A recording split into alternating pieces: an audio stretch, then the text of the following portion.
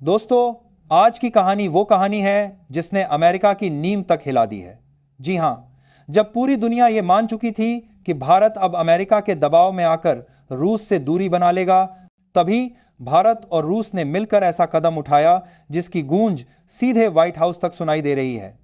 और खास बात यह है कि यह सिर्फ एक साधारण डील नहीं, बल्कि पुतिन का ट्रंप को करारा जवाब है। लेकिन असली सवाल यह है कि आखिर यह डील है क्या, इससे भारत को क्या फायदा होगा और अमेरिका क्यों बौखलाया हुआ है। आज के इस एपिसोड में हम आपको बताएंगे इस पूरी इनसाइड स्टोरी की हर परत। इसलिए वीडियो के अंत तक जरूर बने रहिए, क्योंकि जो आगे आप जानने वाले हैं वो आपकी सोच से भी बड़ा सच है। दोस्तों, 24 अक्टूबर 2025 यह तारीख भारत और रूस के रिश्तों के इतिहास में हमेशा सुनहरे अक्षरों में दर्ज रहेगी। इसी दिन दोनों देशों के बीच 3 बड़े समझौते हुए जो आने वाले वक्त में पूरी जियोपॉलिटिक्स की दिशा बदल सकते हैं। पहला समझौता रशियन ऑयल को लेकर, दूसरा सुखोई जेट्स पर और तीसरा डिफेंस पार्टनरशिप पर। लेकिन इन तीनों समझौतों की असली कहानी तब शुरू होती है जब हम समझते हैं कि पिछले 3 सालों से अमेरिका आखिर क्या करने की कोशिश कर रहा था। अमेरिका ने पूरी ताकत लगा दी थी कि किसी भी तरह भारत को रूस से दूर किया जाए, मगर भारत का जवाब सटीक और सख्त था। हम अपने राष्ट्रहित के लिए खुद फैसले लेंगे। अब जरा पीछे चलते हैं। साल 2022 में जब रूस यूक्रेन युद्ध शुरू हुआ तो अमेरिका और यूरोप ने रूस पर सख्त आर्थिक प्रतिबंध लगा दिए। उन्होंने बाकी दुनिया से कहा कि रूस से हर रिश्ता तोड़ दो, वरना तुम्हें भी सजा मिलेगी। यूरोप के देशों ने रूस से गैस और ऑयल लेना बंद कर दिया, भले ही उनके नागरिक ठंड में ठिठुरने लगे।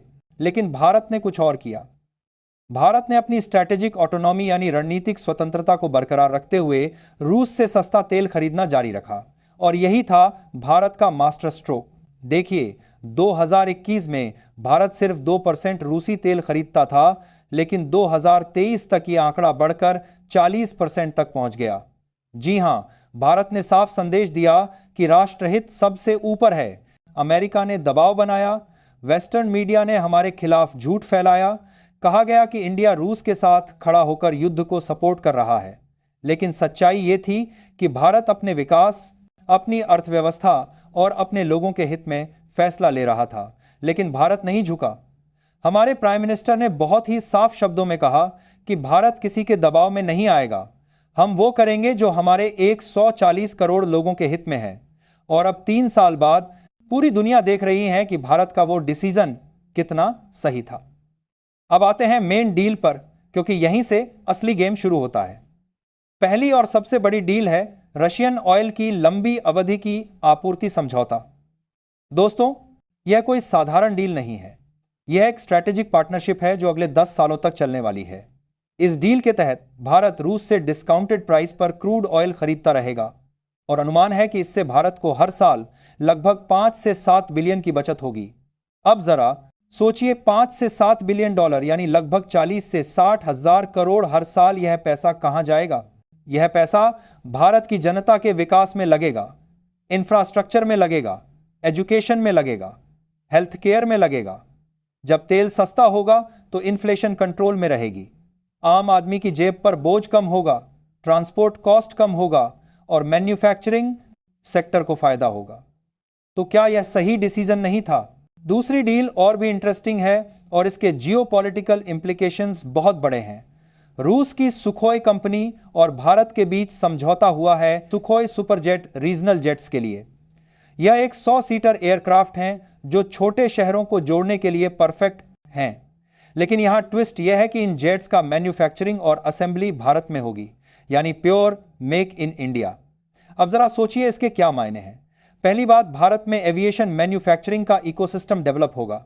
दूसरी बात, हजारों हाई स्किल्ड जॉब्स क्रिएट होंगी।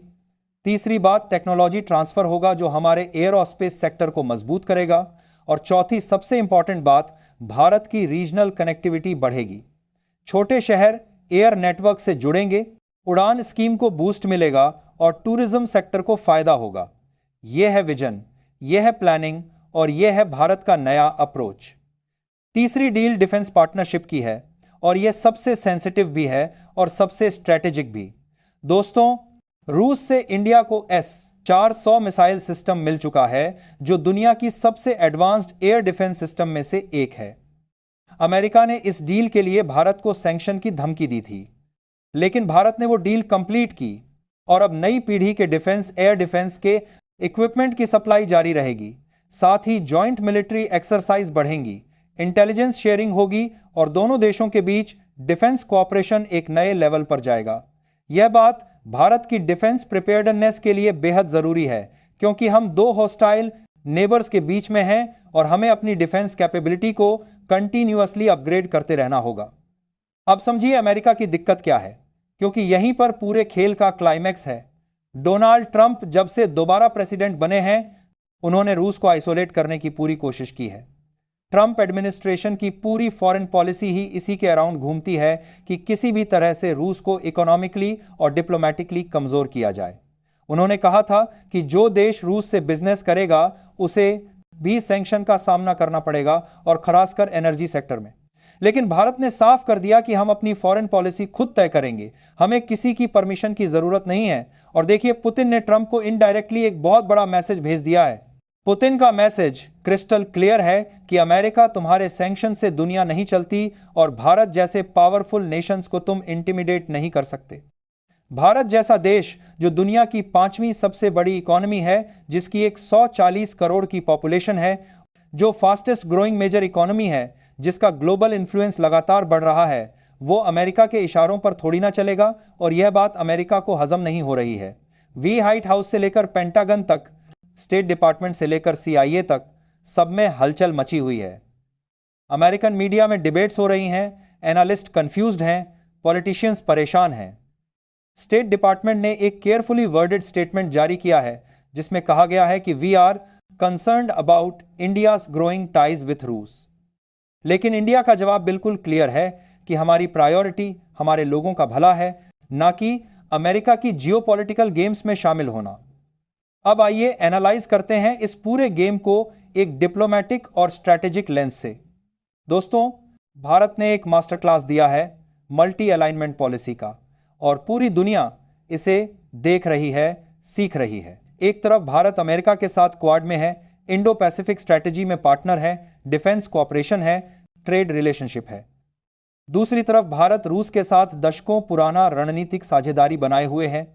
तीसरी तरफ भारत मिडिल ईस्ट कंट्रीज के साथ एनर्जी पार्टनरशिप बढ़ा रहा है। चौथी तरफ भारत अफ्रीका में अपनी प्रेजेंस एक्सपैंड कर रहा है। यह है रियल डिप्लोमेसी। यह है 21वीं सदी का अप्रोच।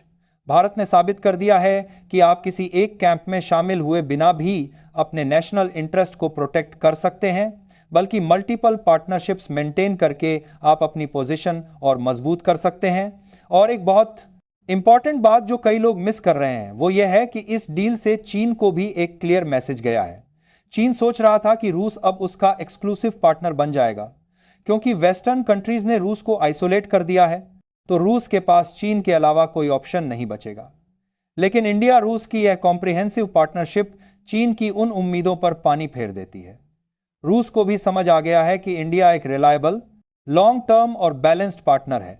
इंडिया कभी किसी को डोमिनेट करने की कोशिश नहीं करता। इंडिया का अप्रोच हमेशा विन विन सिचुएशन क्रिएट करने का रहा है, और यही रीजन है कि रूस इंडिया के साथ पार्टनरशिप को वैल्यू करता है। अब बात करते हैं वेस्टर्न कंट्रीज में क्या रिएक्शन आ रहा है। यूरोप में अब कई देश प्राइवेटली सोच रहे हैं कि क्या हमें भी अमेरिका की ब्लाइंड फॉलोइंग छोड़नी चाहिए। जर्मनी की इकोनॉमी स्ट्रगल कर रही है क्योंकि उन्होंने चीप रशियन गैस को छोड़ दिया। फ्रांस अपनी इंडिपेंडेंट फॉरेन पॉलिसी मेंटेन करने की कोशिश कर रहा है। इटली, हंगरी जैसे कंट्रीज खुलकर कह रहे हैं कि सैंक्शन से ज्यादा नुकसान हमारा हो रहा है। इंडिया ने एक एग्जाम्पल सेट किया है इंडिपेंडेंट फॉरेन पॉलिसी का, और अब दूसरे देश भी यही पाथ फॉलो करने की सोच रहे हैं। यह है इंडिया की सॉफ्ट पावर, यह है इंडिया का ग्लोबल इन्फ्लुएंस। तो दोस्तों, आखिर में बात करते हैं कि इंडिया को इस पूरी एक्सरसाइज से क्या क्या कॉन्क्रीट बेनिफिट्स मिलने वाले हैं। इकोनॉमिक बेनिफिट्स की बात करें तो सबसे पहले आता है एनर्जी सिक्योरिटी। सस्ते तेल से इन्फ्लेशन कंट्रोल में रहेगी, जो डायरेक्टली आम आदमी की जेब को अफेक्ट करता है। 5 से 7 बिलियन डॉलर की सालाना बचत, जो एक छोटी मोटी रकम नहीं है। एविएशन सेक्टर में नए jobs, manufacturing capability, technology, transfer, यह सब इंडिया की एयरोस्पेस इंडस्ट्री को ग्लोबल लेवल पर कॉम्पिटिटिव बनाएगा। अब देखना होगा कि आने वाले महीनों में अमेरिका क्या कदम उठाता है। क्या वो इंडिया पर कोई प्रेशर बनाने की कोशिश करता है या फिर वह समझता है कि इंडिया को रिस्पेक्ट करना जरूरी है। लेकिन एक बात तय है कि भारत अब पहले वाला भारत नहीं रहा। नया भारत कॉन्फिडेंट है, स्ट्रांग है और अपने फैसले खुद लेता है। अगर आपको ये एनालिसिस पसंद आया तो लाइक करना ना भूलें, सब्सक्राइब करें और बेल आइकन दबा दें। और हाँ, कमेंट सेक्शन में जरूर बताइए कि क्या आपको लगता है इंडिया ने सही किया